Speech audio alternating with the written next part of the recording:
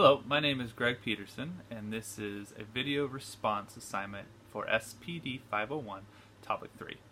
We were asked to respond to 3 questions. Question 1 is, what is the special education teacher's role in supporting learning, improving, planning, and practice, upholding professional expectations and ethics, and collaboratively advancing the profession? First and foremost, I think the greatest responsibility of education teachers is that we have to be able to effectively identify learning differences among our students, and we have to be able to adapt the way we approach our students accordingly.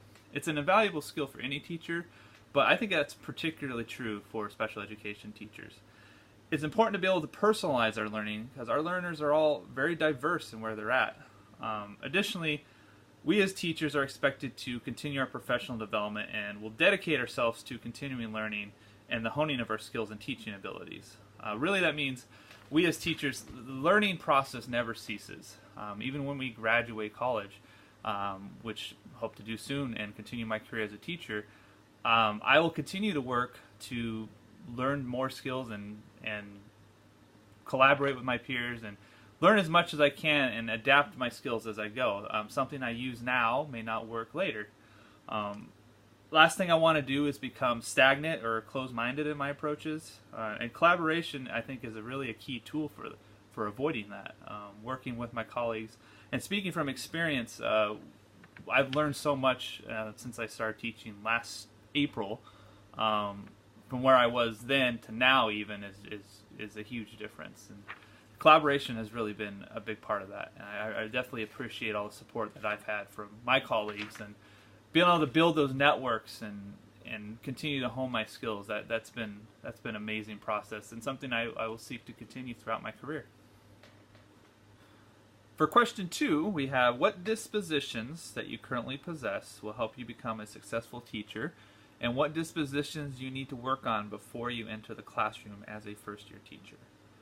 I would say for me, I've known for some time now that my greatest disposition is my patience and empathy for the kids that I work with.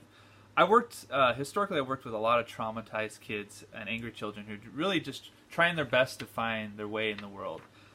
What I know about trauma and its impact on behavior has greatly impacted the way that I approach teaching with my students today. I find I'm not super reactive to behaviors. I seek to find explanation to what's triggering the behavior, to what's leading up to it. What other factors could there be other than just the fact they don't want to do the work in my classroom? What else could be impacting them and leading to this behavior? And that's definitely an approach that I'm constantly fine-tuning and trying to pass on to my colleagues to truly understand, trauma informed, so to speak, and how that impacts behavior in the classroom.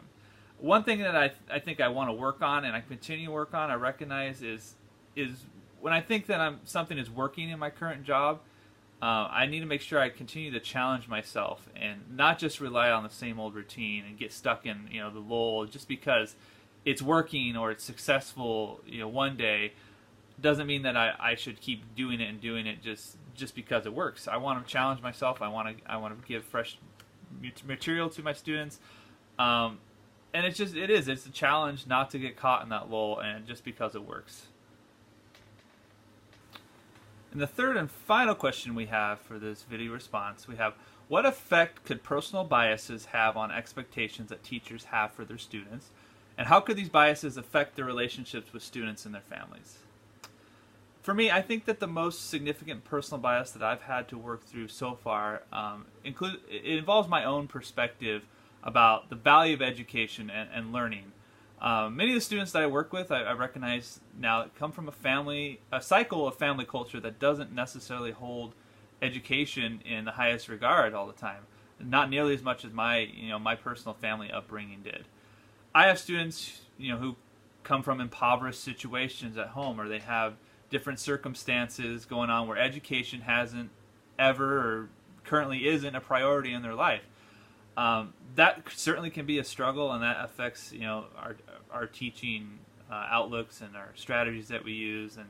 But I can't let my own personal beliefs drive my approach all the time. I have to sometimes look below what's going on. I have to really drill down and try different approaches and different strategies And I think that's where the collaboration piece comes in again, is trying to reach out to families and really understand what's going on within the family culture to be able to, best meet the needs of my students. Thank you very much. This was a fun experience, and I appreciate the opportunity to talk with you about these aspects of teaching. Have a very blessed day.